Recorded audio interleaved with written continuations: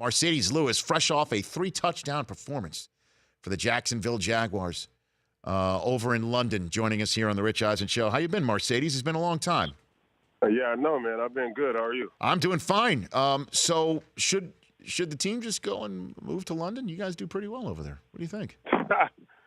I don't know about that. Okay. But, it's definitely our second home for sure. So how put into words the level of fandom that you came across over in London for the game that you personally witnessed over the years, Marcedes? Yeah, you know what? It's it kind of feels like, me growing up in Long Beach, California, and going to UCLA, and just being around in LA and how that is there. It's kind of like that for the Jags. I think, obviously it being our fifth time playing over there, it's like, I don't know. We just feel at home. They make us feel welcome. It's been a great opportunity for us to go over there and, obviously, build, awareness for our organization worldwide. So it's been a dope experience. And this is your 12th year in the NFL. I cannot believe that. A dozen years. Man, flew by. It sure did. And then you just had a career day here with. So you've had a front row seat for the Jacksonville Jaguars franchise, I guess, twists and turns since 2006. How is Blake Bortles different, Marcedes? Everybody's waiting for him to just start progressing every single game as opposed to the regressing that we've seen on occasion or more than often than not. How is he different? Well, I think, where Blake has really took strides is mentally. I think psychologically he's at a different place and, he's growing up. Obviously every game is not going to be your best game, and if you're blessed enough to play in this league for a long time, it's going to be a couple years that you want back. But the point is to grow from it. And when you're faced with adversity, to be able to bust through that door. You know what they say, life is 10% of, what happened and 90% of how you react to it. And I think he's at a place where we are doing better as a team.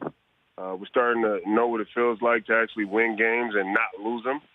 And so, his job as a quarterback to lead us, I think he's starting to figure that out. And he's taking command of that huddle, and it's been really good to see. So, for those who may be unfamiliar, how tall are you? What's your height then? I'm 6'7". You're 6'7". And so you know what it's like to be running downhill and people making business decisions on the defense trying to come take you down, Marcedes. So yeah, for sure. You know that. It looks like Fournette has that ability to make people think about tackling him twice. What do you see from your perspective about that young man from your backfield? Yeah, he's a animal. He's a guy with great feet, great vision, can take it to the house, can run around you, and will definitely finish his runs. He always finishes his runs. I've seen him a few times now where guys that get around his feet and trying to tackle him and gang tackle him. I mean, he's still running guys over. So he's one of those guys that, he has the will to, want to be a great running back in this league. And, it's been a pleasure to watch his progression so far, and it's a blessing that, that he's on our team. Well, obviously he's part of a depth chart, but I'm wondering, is there a 3-down territory for him here where he's a 3-down back and that's it? Rip the knob off? What do you think? I think so. I think, he's a guy that you can, split out. He can catch the rock. He can catch the rock out of the backfield. He's definitely running in between the tackles. He can do it all. I'm impressed. Marcedes Lewis, fresh off a 3-touchdown performance in the London game over the Ravens here on the Rich Eisen Show. Okay, now walk me through how you first heard about the president's comments over in London and then what you guys in a locker room talked about and what we saw on Sunday. Walk me through that, Marcedes.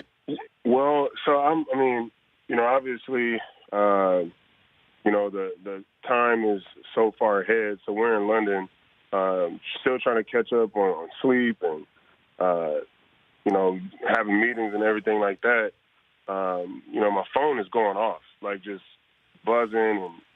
And, I'm looking at my phone and seeing all these screenshots and all my group chats and my friends from my group chats. And my family's just sending me different things.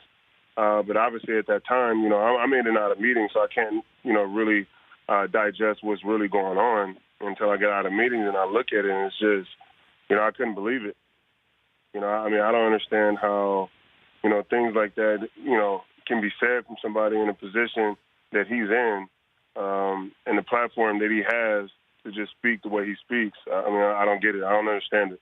So what was the conversation about the show of unity? I mean, you and the Ravens were the first up, and on foreign soil, I might add, during the national anthem. So there's a lot of sensitivities to this subject. What was the conversation about in your locker room about the show of unity that wound up taking place? So the conversation, honestly was just about, whatever we were going to do it together, and come together as one. I mean, obviously, man to a man, you can't force anybody to stand up and lock arms. A few guys, kneeled, and that's your prerogative. I think it's open to interpretation to how you're going to take it. You can't make everybody happy. There's always going to be something said about it. But like you said, it's such a sensitive subject that, and it's not going anywhere for a while.